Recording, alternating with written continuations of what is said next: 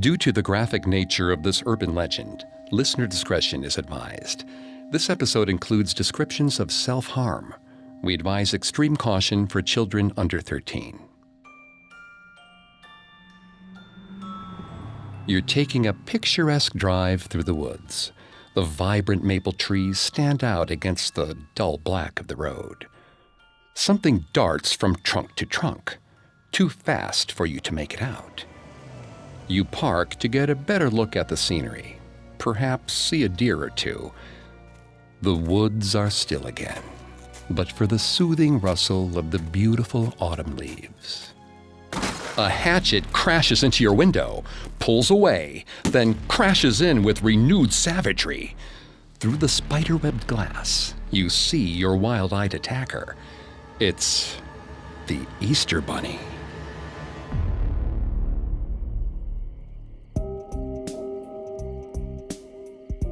Welcome to Haunted Places, a Parcast original. I'm Greg Polson. Every Thursday, we take you to the scariest, eeriest, most haunted, real places on Earth and share their stories. This episode is part of our Urban Legends Halloween special. Every day for the month of October, we're presenting our spooky spin on an urban legend, then diving into the history of the horror. Like it or not, each terrifying tale contains a grain of truth. You can find episodes of Haunted Places and all other Parcast originals for free on Spotify or wherever you listen to podcasts. To stream Haunted Places for free on Spotify, just open the app and type Haunted Places in the search bar.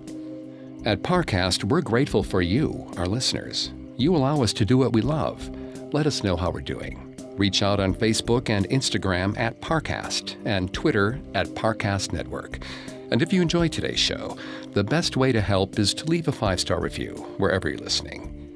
Today, we examine a different kind of car tale. Rather than the standard killer on the loose, the Bunnyman is both memorable and murderous. He's known for his bunny costume and the rabbit corpses he leaves in his wake.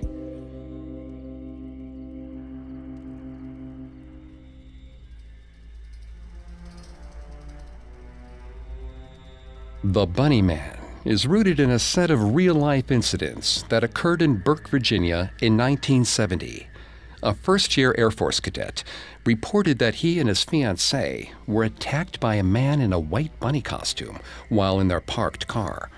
Less than 2 weeks later, a security guard at a Burke construction site discovered the so-called Bunnyman chopping at the beams of the front porch of a new house. When the guard headed back to his car to get his gun, the Bunnyman ran off into the woods. By 1973, the legend had evolved to include a variety of murder weapons and tactics, as well as a familiar backstory: a patient escaped from a hospital for the criminally insane. The sole constant of the legend is a man wielding a hatchet at strangers and a motif of bunnies, either in the form of the attacker's costume or in the flayed corpses of the rabbits he leaves behind. Many of the reports center on a junction of highway and railroad known as the Colchester Overpass. The area has become so closely tied with the legend that it is now known as the Bunnyman Bridge.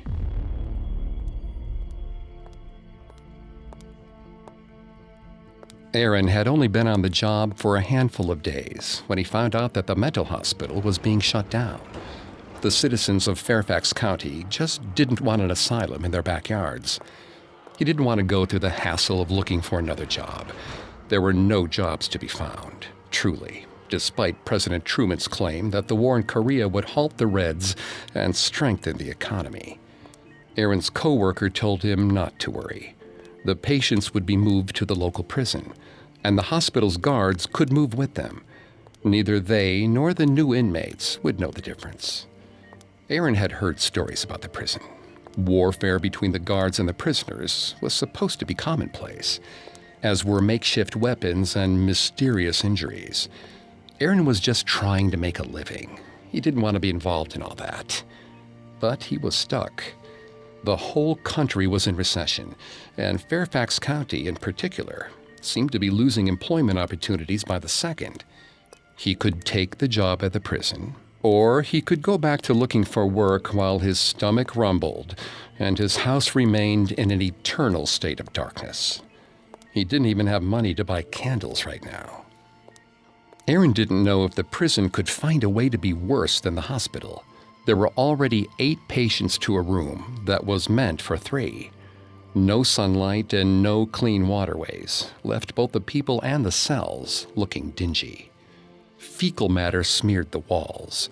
Rats skittered across the floor, licking up stray drops of broth that had splattered from the patients' dinners the night before.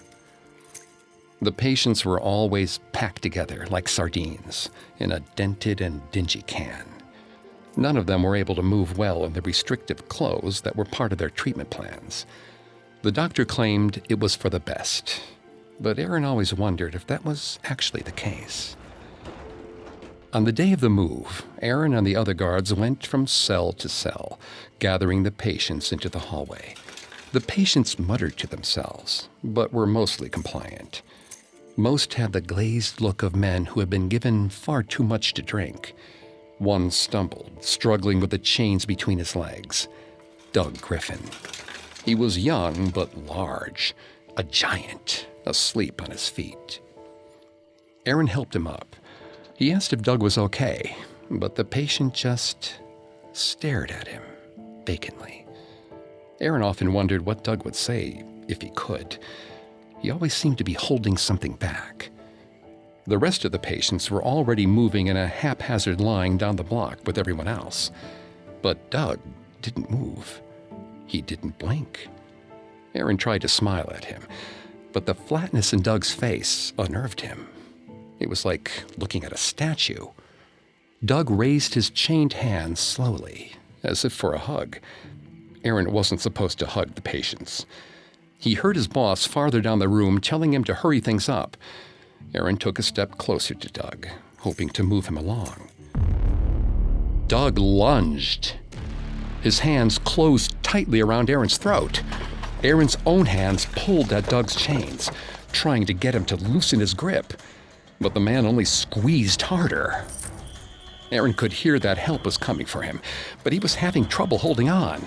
He was straining to breathe, his arms growing heavy. Without any air, he just didn't have the strength to keep fighting. Doug didn't blink.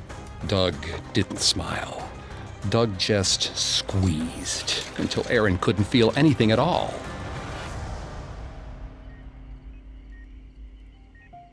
A few minutes later, Aaron's boss jostled him awake.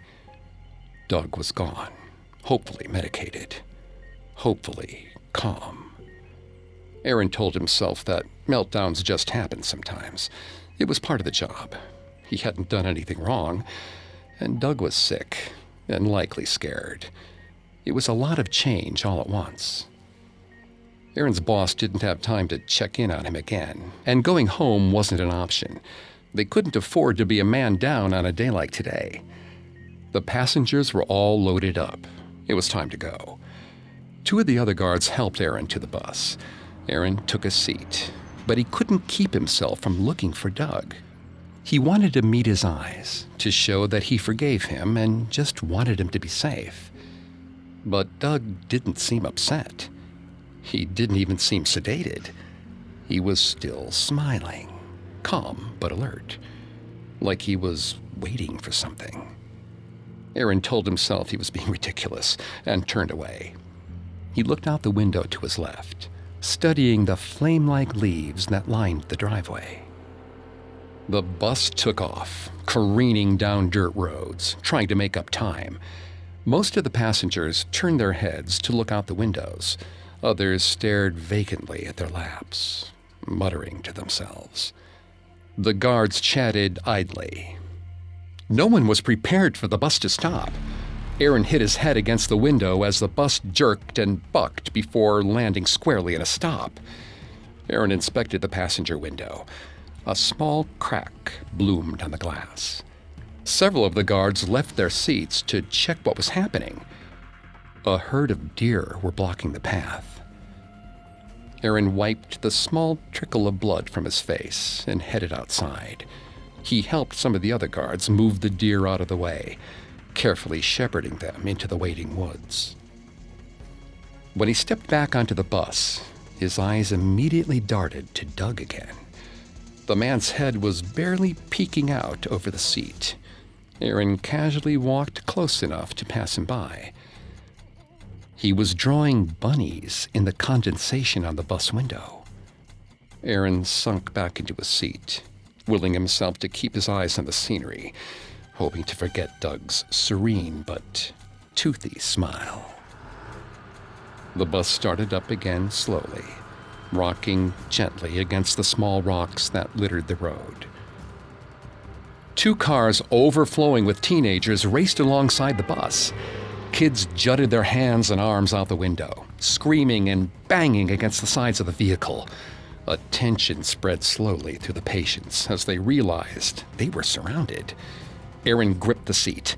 He could feel the frustration and anxiety spread through the bus. In a confined space like this, one meltdown could turn into a cascade of screaming, crying, and hitting from all sides. The teens were yelling at the bus driver, trying to goad him into a race. He wasn't taking the bait, but that didn't stop the teenagers from banging on the side of the bus louder and louder. One of the patients started to yell, banging their hands against the window. There were no towels to put against the glass for their protection. One of the guards tried to make their way over, but some patients were standing now, blocking their path. The window shattered, raining sharp shards down on the patient and his neighbors. Some began to whimper. Others joined in on the yelling and the banging. Those who had no window against their seat decided to use the other inmates for the same purpose. Guards tried to pull the patients away from each other, but they were outnumbered 4-1. Aaron stood up, moving towards the front of the bus. The driver was screaming for people to brace themselves. He only half heard the warning. The next minute, Aaron found himself flying through the air. Aaron's vision swam as he woke. It returned in flashes. Cracked glass, cries of anguish. He nearly screamed as he forced himself to turn his body back towards the bus. There was a massive hole in the vehicle's windshield, one slightly larger than his body. He touched his bloody head, scraping broken glass from his hair. Other men, patients and guards alike, scattered the ground around him. Some were groaning, struggling. Too many were still. A small, pale shape caught his eye. A little white rabbit dashing deep into the red-orange woods. Doug was following it, his gait growing wider and wider as he picked up speed. Aaron struggled to lift his body from the ground, but it seemed to spin beneath him, sucking him down. He tried to croak out a warning, to call for help. Doug turned around, smiling. He waved. Then he disappeared into the dark woods, leaving Aaron broken and bloody on the forest floor. Coming up, Doug is only a hop, skip, and a jump away. Now back to the story. Aaron was in the hospital for weeks. He had several broken bones and risked internal bleeding. Being thrown from the bus as it crashed exacerbated the damage Doug's attack had done to his trachea. It hurt to breathe. It hurt to think. The autumn leaves out his window frightened him. He had to turn his head away to keep himself from searching the undergrowth for the mysterious white rabbit he'd seen just before he'd lost consciousness. He could still imagine Doug chasing it into the dark woods, a broad smile spread across his face. The guards had searched the woods for weeks, yet they found no sign of him. He had vanished, like he was just a shared delusion, a collective hallucination shared within the walls of a now abandoned asylum. As Aaron finally began to heal, the shortness of breath and slowly fading bruises were the only reminder that Doug Griffin had existed at all.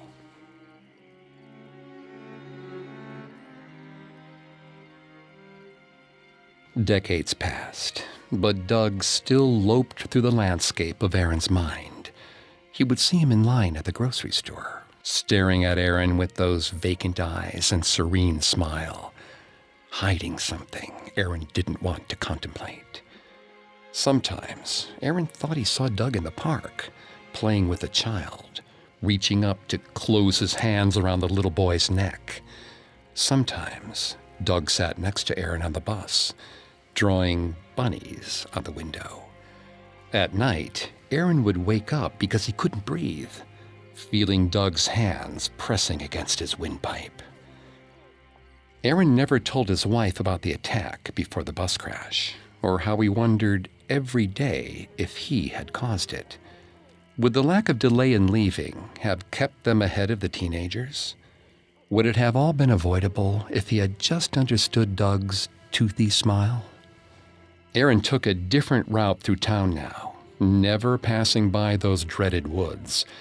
He hoped if he avoided everything that reminded him of that day, he could pretend it hadn't happened. He could pretend that his suspicions about Doug were wrong.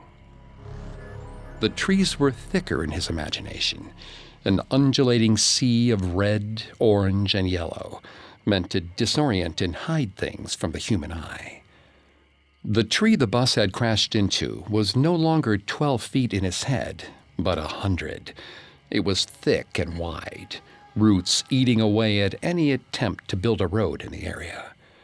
Aaron couldn't stand the sight of trees anymore. Doug's specter was always looming behind them. He'd long ago cut down all the trees around his property, then removed the stumps. He just wanted all of it, every moment of that horrible day, to disappear. But his daughter, Marie, she loved horticulture. She'd purchased a lot down the street, littered with trees, and added a few of her own. He hated coming over to visit, seeing his past stare out at him from her yard. But it was a necessary evil, now that he was too old to drive. Marie was gripping the wheel too tightly when Aaron got into the car. Her brow was furrowed, and the barest hint of tongue was poking out between her lips. She looked like his little girl again, not the grown woman she was. He asked what was wrong, but she just shook her head. He nodded, giving her space. But he didn't like the way she kept glancing around her surroundings as she pulled out of the driveway and onto the road. Her darting eyes and shortness of breath reminded him too much of himself. He tried to turn on the radio, but she covered his hand. Marie said she didn't want to lose her concentration, but she'd driven him to the doctor hundreds of times before. They'd always listened to the radio together. Aaron asked her what was wrong again. She told him that she was just struggling to wrap her head around some news story. It wasn't a big deal. They turned away from the highway, heading for a service road surrounded by trees. This wasn't their normal route. Marie told him that there had been an accident the night before on the on-ramp. It would be quicker to take the back way. Besides, the leaves were beautiful this time of year. He tensed. Aaron had avoided areas like this for years, taking the route that would land him on the highway, far away from nature each time. He knew that the trees weren't moving or changing in any way, but in his mind, they were always reaching, a swiftly encroaching fire threatening to eat the road. They wanted to pull him into their underbrush, tangle him in their branches, and leave him there for Doug to finish off, as he had tried to do so many years ago. Something was moving through the woods alongside them. Aaron caught flashes of something large and pale sprinting through the trees, as though it was racing them. Aaron checked to make sure the locks were secured. Time was starting to slip from his grasp. He could feel the bumps in the road like he was back on that old bus and not in a new car. Sweat dripped into his eyes. He clutched his seatbelt tightly as the past began to overwhelm the present. A massive thump snapped him back. There was a cry of distress, then a roll. Marie slowed to a stop. She stayed in her seat, eyes unfocused and lip pulled between her teeth. Her eyes were glistening with a sheen of tears just about to fall. Aaron reached out to her. Her skin was clammy. She asked if he would check what was outside. He nodded his head slowly.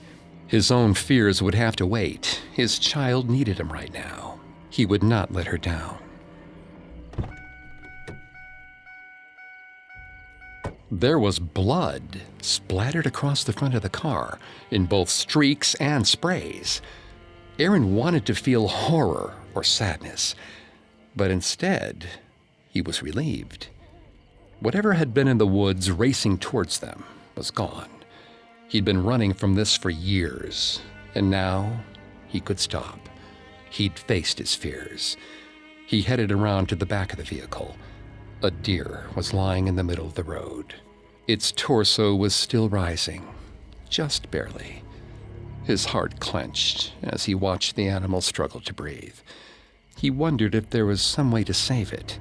Perhaps they could call animal control. There was something wrapped around the deer's neck, a sandy gray against the red-brown of the noble creature's fur. Aaron knelt down next to the animal to get a closer look. And circled around his neck was a string, littered with small, soft corpses.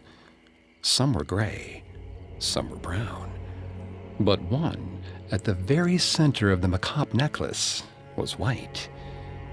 Bunnies, as Marie used to cry when she saw them in the fields and forests, before Aaron had fled from nature entirely.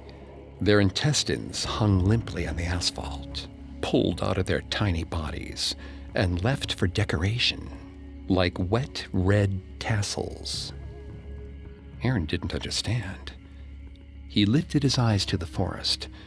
More slaughtered rabbits hung from the trees like party decorations. Little bunnies with their guts turned inside out, neatly spaced along a line of string. The deer must have gotten tangled in them while racing through the woods. Marie called out into the woods at a shape Aaron couldn't identify. Aaron squinted, searching the trees. Then he saw him. In his dreams, the man had never aged. Now, even though wrinkles had pulled through his skin and he wore the gauntness of someone who didn't eat much, the eyes were the same. Doug was here. His hands were impossibly wide, just as they had been decades ago, and they were clutching a large hatchet. Doug turned his head, shifting his focus from Marie to Aaron. Aaron realized he had no idea what Doug was about to do, what he wanted to do, or what he actually wanted. His mind was a mystery Aaron had never been equipped to solve. Doug smiled his serene smile and raised his hand over his head. Then he charged.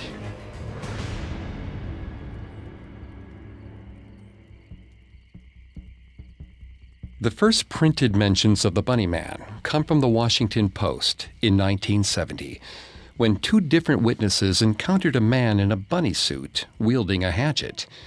By 1973, a student at the University of Maryland, Patricia Johnson, had interviewed over 30 students on campus and found 54 different stories about the Bunnyman. Some said he wore the bunny suit. Others said he strung up mutilated rabbits after eating them raw. Some said he lured small children to their deaths. Others said that he was pursued to the Colchester Overpass, where Colchester Road meets the Southern Railway. Instead of running through the tight one-lane tunnel, he climbed upwards and through the trees, only to be struck by a train. The most well-known version of the Bunnyman mythos was posted on the internet in the late 1990s by a user going by the name Timothy C. Forbes. He claims that a bus crash in 1904 led to one particular asylum patient, Doug Griffin, escaping into the woods. The bus was transferring patients from an asylum to Lorton Prison in Fairfax County, Virginia. The post names several murder victims and encourages the reader to go to the Clifton Town Library to verify the story for themselves. This version captured the imagination of the internet and eventually the national news. Fairfax, Virginia historian archivist Brian Conley, however, is quick to point out several errors in the story. Lorton Prison wasn't built until 1910. Fairfax County has never had an asylum or mental health facility of any kind. Clifton has never had a town library, and there are no official records of Douglas Griffin ever having existed within the bounds of Fairfax County. We've all heard a tale of a local asylum inmate running around in the woods. And what better way to cover your tracks than mention that all of the information is easily accessible in a library that no one can access? The murderous, mentally ill escapee is a frequent motif of both urban legends and the horror genre overall, but it fails to reflect the reality that people with mental illness are far more likely to be a victim of violent crime than the perpetrator. As cited in Violence and Mental Illness: An Overview, the MacArthur Violence Risk Assessment Study found that the prevalence of violence among those with a major mental disorder who did not abuse substances was indistinguishable from their non-substance abusing neighborhood controls. Delusions were not associated with violence, even threat control override delusions that cause an individual to think that someone is out to harm them or that someone can control their thoughts. Conley hypothesizes that the real Bunnyman was probably a white man in his early 20s who was upset at the rapid development of Fairfax County. The area, which was once just farmland, started to rise as a housing subdivision post-World War II and continued well into the 70s. The Bunnyman may have been trying to stall out development projects or discourage people from moving into the area. And while Timothy C. Forbes' account is easily disproved, his post likely informed the imagery of 2001's Donnie Darko, in which a Virginia teenager is haunted by a vision of a tall man in a gray bunny costume and a hideous, almost metallic mask with cloudy white eyes, who encourages him to harm himself and others. At the crisis point of Donnie Darko, the troubled title character asks his rabbit hallucination, "Why do you wear that stupid bunny suit?" "Why are you wearing that stupid man suit?" the rabbit replies.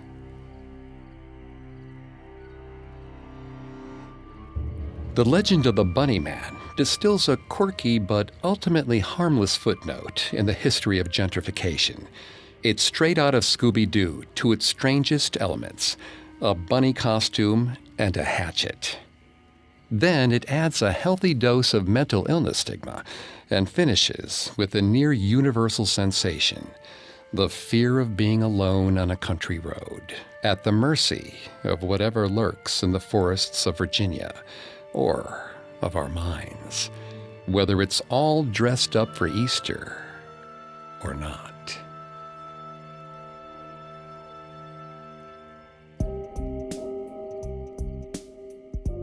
Thanks again for tuning into Haunted Places. We'll be back tomorrow with a new urban legend, and on Thursday with a new haunted place. You can find more episodes of Haunted Places and all other Parcast originals for free on Spotify. Not only does Spotify already have all your favorite music, but now Spotify's making it easy for you to enjoy all your favorite Parcast originals, like Haunted Places, for free from your phone, desktop, or smart speaker. To stream Haunted Places on Spotify, just open the app and type Haunted Places in the search bar. And don't forget to follow us on Facebook and Instagram at Parcast and Twitter at Parcast Network. Until tomorrow, don't believe some of the things you hear. Believe all of them. Haunted Places was created by Max Cutler, is a production of Cutler Media, and is part of the Parcast Network. It is produced by Max and Ron Cutler, with sound design by Kenny Hobbs, production assistance by Ron Shapiro and Paul Liebeskind. Additional production assistance by Maggie Admire and Freddie Beckley. This episode of Haunted Places was written by Lil D. Ritter and Jennifer Richey. I'm Greg Polson.